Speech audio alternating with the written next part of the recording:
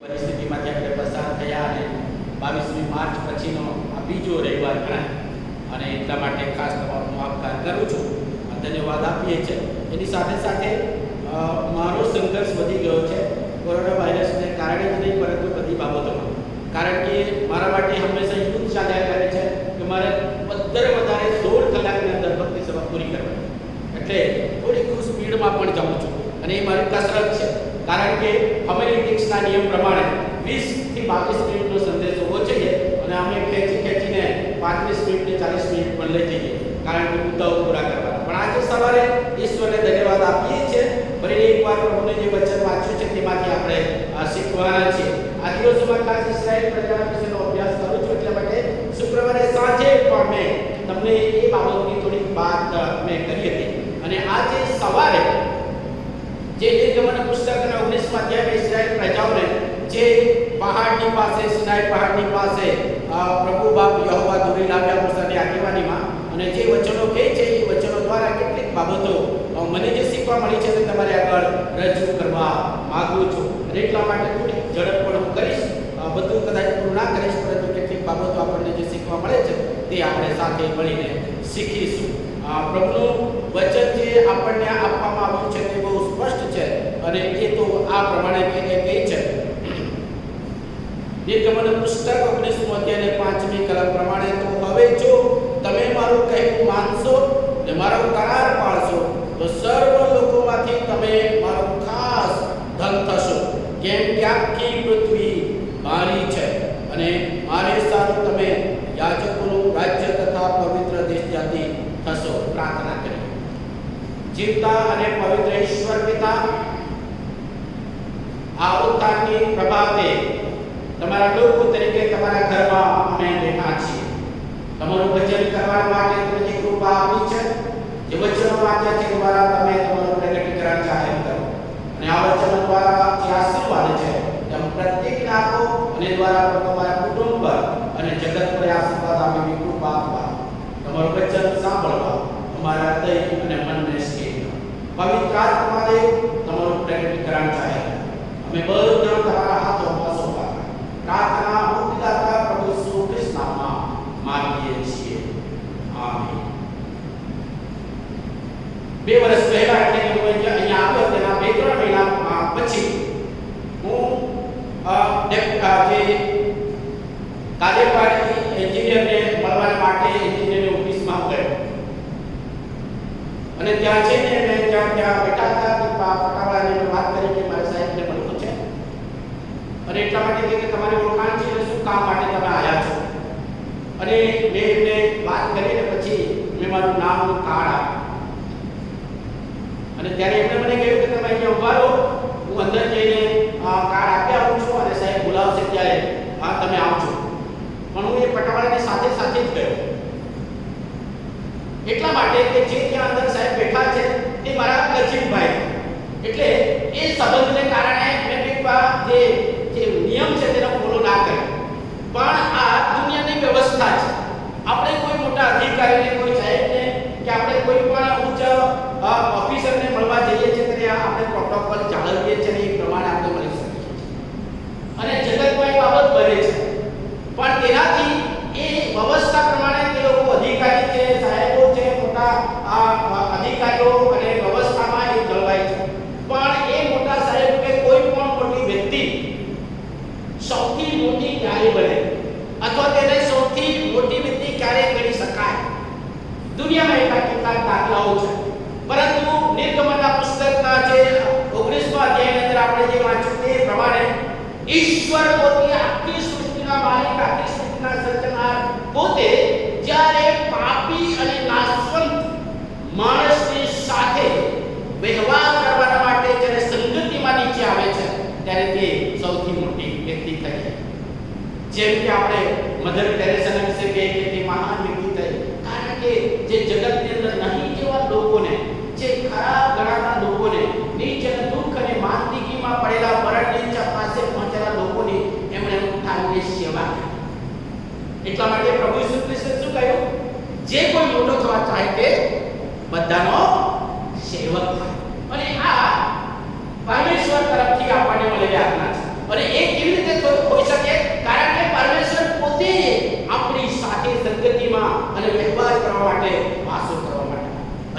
માટે પહેલી બાબત જો જોઈએ તો 19મા અધ્યાયની અંદર કે પરમેશ્વર એ પોતાની દૈવી સંગત મૂસાની સાથે અને મૂસાની મારફતે તેના લોકોને આપે છે.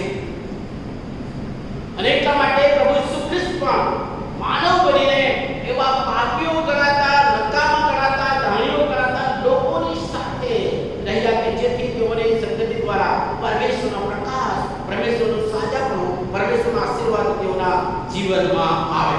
અને એટલા માટે વહાલાઓ આપણને પણ એ પરમેશ્વરની સંગતિમાં પરમેશ્વર બોલાવે છે.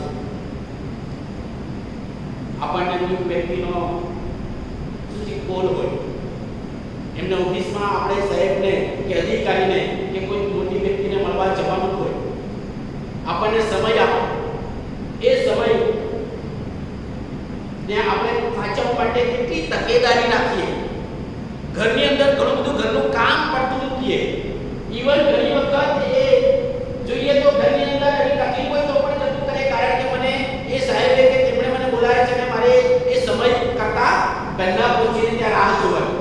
એ વ્યક્તિ એ સાહેબ અધિકારી માટે રાહ જોય એના કરતા મારે રાહ જોય. અને એટલા માટે આપણે એટલી તકેદારી રાખીએ છીએ કે જેથી એ વ્યક્તિ આપણને રાહ ના જોય પણ આપણે તેમની રાહ જોઈએ. પરમેશ્વરના સંબંધમાં તેની સાથેના જે સંગતિ છે, એ ફેલોશિપ છે, તે સંબંધમાં હું ને તમે કઈ કાળજી રાખીએ છીએ. આપણે પ્રભુની સંગતિમાં જવાના માટે આપણે કેટલી તકેદારી રાખીએ છીએ. અને એટલા માટે મૂસાને જ્યારે ઈશ્વરે તેડું આપ્યું પહાડ પર, ત્યારે મૂસા જ્યારે પહાડ પર ગયો એ સમય પ્રમાણે પ્રભુની સાથેની સંગતિમાં ગયો. આજે આપણને પણ પ્રભુ એને મળવાના માટે, એની સંગતિના માટે એ સમય છે, એ સમય પ્રમાણે આપણને બોલાવે છે. એટલા માટે જે મહાન અપોલોજિસ્ટ ડોક્ટર રવિ ચક્રાયા એ કહે છે કે જીવનમાં સૌથી મોટો જે સંઘર્ષ છે તે આપણને પરમેશ્વર સાથેની આપણી આત્મિક સંગતિનો સમયનું મેન્ટેન કરવાનું છે. આત્મિક સંગતિ પરમેશ્વર સાથે મળવાની જે સંગતિ છે એ સમયનું મેન્ટેન કરવાનું. એટલે કે ધારો કે આપણે દરરોજ સવારે 8 વાગ્યાથી 9 વાગે અથવા સાંજના 8 વાગ્યાથી 9 વાગે પ્રાર્થના કરવા માટે કુટુંબ સાથે કે આપણે વ્યક્તિગત રીતે નક્કી કરીએ, અને પછી આપણે દરરોજ અઠવાડિયામાં તમે તપાસ કરજો એ 8 થી 9 કે પછી 9 થી 10 ની અંદર તમે કેટલો સમય આ પોતાના માટે કાઢી લો છો. હું દરરોજ એ ગણતરી કરું છું તો હું મારા પ્રભુના સમયની ચોરી કરું છું, હું દરરોજ સંઘર્ષ કરું છું. હવે એટલા માટે પ્રભુનું વચન આ જે આપણને કહે છે કે પ્રભુ સાથે સંગતિમાં આવવા માટે પ્રભુ પોતે આપણને સંગતિ આપવા આવ્યા છે, તો આપણે એનો સમય કઈ રીતે આપીએ છીએ તે પ્રભુ મને તમને પૂછે છે. વાલાઓ, એ સંગતિ જ્યારે માનવી હોય ત્યારે પ્રભુ આપણને એમાં ચાલવા માટે દૂરો આપે છે. ઉદાહરણ તરીકે બે ઉદાહરણ હું ઝડપથી આપીશ. એક ઉત્પત્તિના પુસ્તક એનો 5મો અધ્યાય 22 થી 24મી કલમની અંદર હનોક નામની એક વિશે લખેલું છે.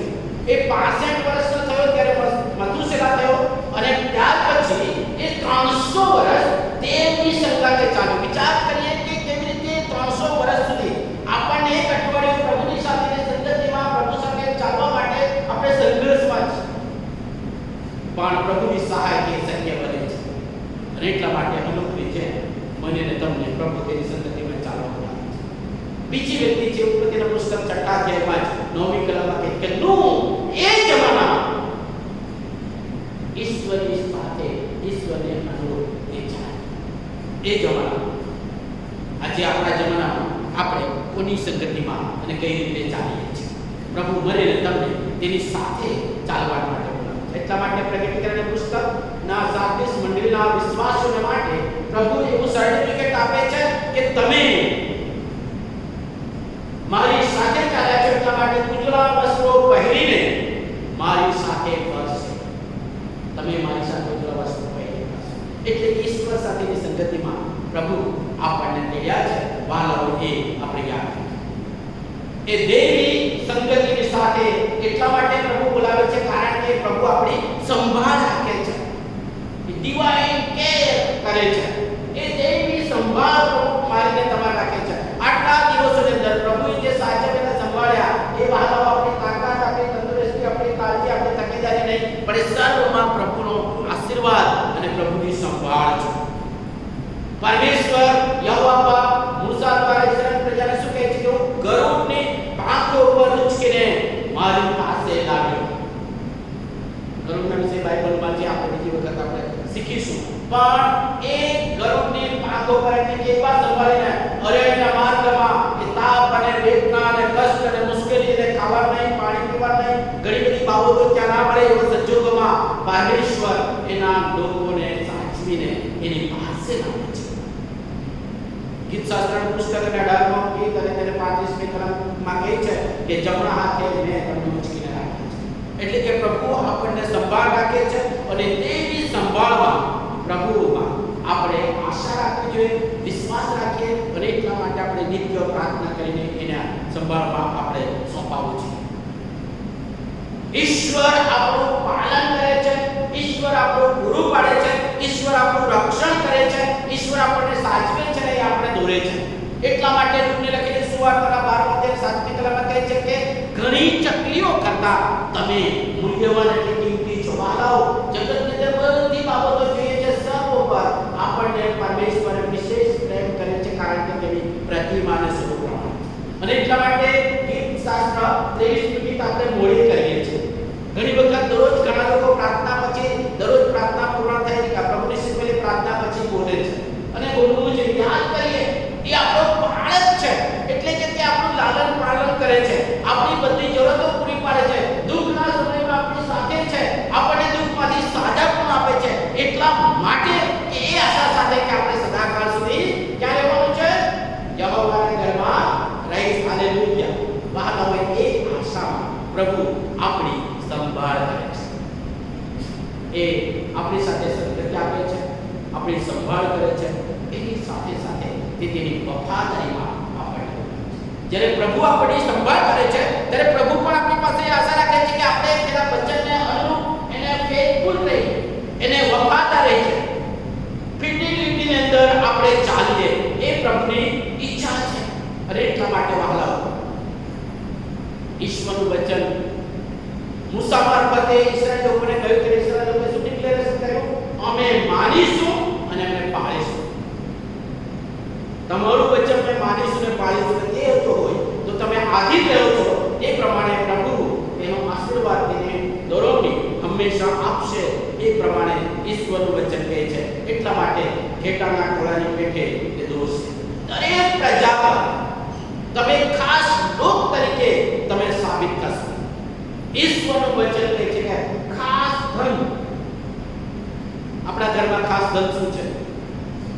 કદાચ આપણા બાળકો હોઈ શકે, કોઈક પતિના માટે પત્ની હોઈ શકે, પત્નીના માટે પતિ પણ હોઈ શકે, પણ તે સર્વ ઉપરાંત એવું કંઈ પણ નિર્જીવ ધન પણ હોય.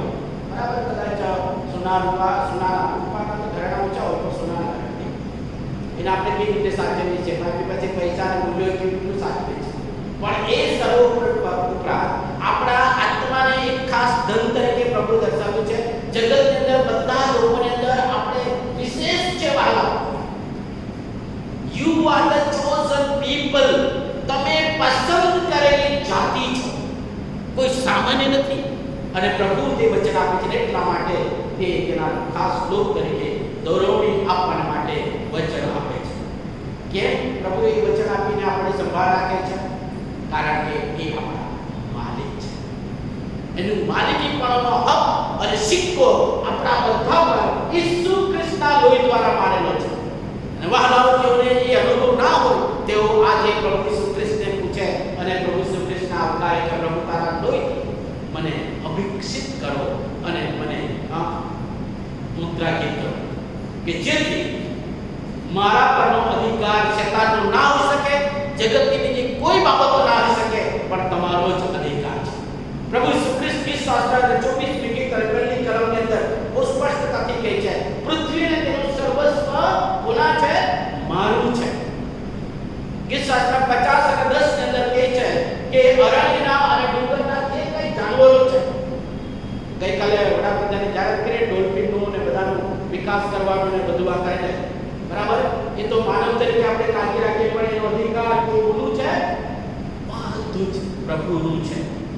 બરાબર? તેની સાથે યહોવા કહે છે કે રૂપું અને સોનું પણ મારું છે. તમારી પાસે જે કંઈ છે એ બધું જ મારું છે. આપણને અઘરું લાગે નહીં. આપણને કોઈ પૂછે આ કોનું છે, આ ઘર કોનું છે, આપણે તરત કે મારું છે. એના પરનો અધિકાર, એનો હક કોનો છે? ગઈકાલે સાંજે અમે એક ભાઈ ઘરમાં બેઠા બેઠા એની પત્નીને બોલ્યા કરતા હતા. મેં મારી પત્નીને કે કોઈ લગ્નમાં હું ઉદાહરણ આપીશ પણ આજે કહી દઉં એટલા માટે યાદ રહે. એ પત્નીને બોલતા હતા કે આ ઘરમાં હું માલિક છું ને મારા કહેવા પ્રમાણે ચાલો મને પૂછ્યા વગર બ્યુટી પાર્લરમાં કેમ ગઈ નહીં?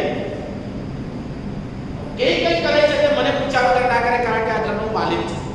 અને પછી ડોરબેલ વાગે છે અને કહે છે કે આ સમય કોણ પાછા આવે? બોલતા બોલતા બાળક ખોલે છે, તેના મિત્રો આવે છે. મિત્રો આવે એટલે જરા પેલું ટેમ્પરેચર ઓછું થઈ જાય અને પછી એક આવો પછી એ વિચાર કરે પેલા ભાઈ તે પત્ની ના છે રસોડામાં છે, ક્યાં ચાલતું જોવે છે. પછી કહે છે કે કેમ બોલો છો? અરે એ બધું બોલવાનું તો ત્યારે જ બોલાય, મારા પત્ની ઘરમાં ના હોય ત્યારે બધું બોલી રહ્યો અને મારો ગુસ્સો કાઢી નાખો, બાકી તો પછી બોલવાનું કેમ? કારણ કે એકબીજાનો હક અને અધિકાર છે. આપણે પત્ની અને પતિ પર, બાળકોના આપણા પર હક અને અધિકાર છે, પણ એ સર્વ ઉપરાંત પરમેશ્વરનો સર્વોપરી અધિકાર છે, કારણ કે સર્વ કોનું છે? પરમેશ્વરનું છે. અને એ આપણે કબૂલ કરવું છે. અને એટલા માટે લેવીનો પુસ્તક 25મો અધ્યાય 30મી કલમ તો વાંચે ત્યારે ખ્યાલ આવશે કે જે કંઈ જમીન કે મિલકત છે તે સદાકાળ માટે વેચવી ના જોઈએ, કારણ કે એ પ્રભુનું છે અને આપણે તો પરદેશી અને પ્રવાસી છીએ. તમે આહાબ રાજાના વિશે સાંભળ્યું છે, નાબોતની વાડી વેચાતો લેવા ગયો. નાબોતે શું કહ્યું? એ મને બાપના વારસામાં મળેલી યહોવાની મિલકત છે, એને હું ના વેચી શકું. રાજા કે છે કે એના કરતા સારી બીજી વાડીઓ આપીશ, એના કરતા સારું ધન આપીશ, બધા પૈસા આપીશ, પણ આ વાડી મારા બંગલાની સામે પડે છે એટલા માટે મને વેચાઈ ગયા. નાબોત કે છે ના. અને પછી આખી વાર્તા કહે છે, નાબોતને ઉપવાસમાં બેસાડે છે અને પછી મારી નાખે છે અને નાબોતની વાડી રાજા લઈ લે છે, કારણ કે રાજા છે. પણ ઈશ્વરનું વચન કહે છે કે જેમ નાબોતનું લોહી ઉતરાય ચાટ્યું તેમ રાજાનું લોહી પણ ઉતરાય ચાટ્યું. માનવ ઈશ્વર તરફથી બધી મિલકત મળે છે, એની ઓનરશિપ એ પ્રભુ છે. અને એના પરથી આગળ વધીએ ત્યારે કહે છે કે સર્વ જીવો મારા છે, અને એટલા માટે આપણા આત્માનો અધિકાર પણ પ્રભુનો છે. જે ભૌતિક માનવ બધી બાબતો, જગતની બધી બાબતો ની સાથે સાથે આપણો જીવ અને આત્માનો અધિકાર એ પ્રભુનો છે. અને એટલા માટે તેને આપણે આપવાનો છે કે જેથી એના કરારને આપણે પાળીએ, કે જેથી આપણને ખ્યાલ આવે કે તે આપણી સાથે સંગતિ રાખે છે, તે સંભાળ કરે છે, કારણ કે એના આપણે છીએ. તે આપણો માલિક છે, તે આપણો પ્રભુ છે, તે આપણો દેવ છે. અને એટલા માટે રાજા તરીકે આપણા જીવનમાં એને અધિકાર આપે. થિયોક્રેસી એટલે કે ઈશ્વર રાજા તરીકે રાજ કરતા હોય છે. સમુએલના વખતમાં ઇસ્રાયેલ લોકોએ બીજી દેશની પ્રજાની જેમ રાજાની માંગણી કરે ત્યારે પરમેશ્વરે સમુએલ મારફતે લોકોને શું કહ્યું કે મને રાજા તરીકે તમે રિજેક્ટ કર્યો છે. માનવ ઘણી વખત આપણા જીવનમાં બીજા કોઈને અધિકારી આપણે આપી દઈએ છીએ, બીજા કોઈની શરણાગતિ સ્વીકારી લઈએ છીએ, ત્યારે પ્રભુનો અધિકાર, પ્રભુને થિયોક્રેસી, પ્રભુને રાજા તરીકે ને પ્રભુ તરીકે ને સર્જનાર તરીકે ને આપણા જીવનમાંથી બાદબાકી કરી દઈએ છીએ. આજે સવારે પ્રભુ જ્યારે આપણી સંગતિ આપવા માટે આવે છે, તે સંભાળ કરે છે, ત્યારે તેની સાથે સાથે કે આપણા માલિક છે તે રીતે આપણે સ્વીકારીશું તો પ્રભુ મનીને તમે આ દિવસોમાં એ રીતે સંભાળશે જે રીતે ઇસ્રાયેલ પ્રજાને વચન આપ્યું છે કે ગરુડની પેટે પાંખો પર મેં ઉચકીને તમને મારી પાસે લાવ્યા છે. તે પ્રભુ એની પાસે આપણને સાચવવા માંગે છે. તમે તમારા જીવનનો અધિકાર કોને સોંપશો? કોઈની સંભાળ હેઠળ તમે રહેશો અને કોઈની સંગતિમાં આપણે રહેવા માંગીએ છીએ? પ્રભુ આ 3 પ્રશ્નોનો જવાબ તેના પવિત્ર આત્માથી મને તમને આપે અને સહાય અને મદદ કરે. પ્રાર્થના. જીવતા અને પવિત્ર ઈશ્વર પિતા, તમે અમારા માલિક છો, કારણ કે તે અમારું સર્જન કર્યું છે, અમારી સંભાળ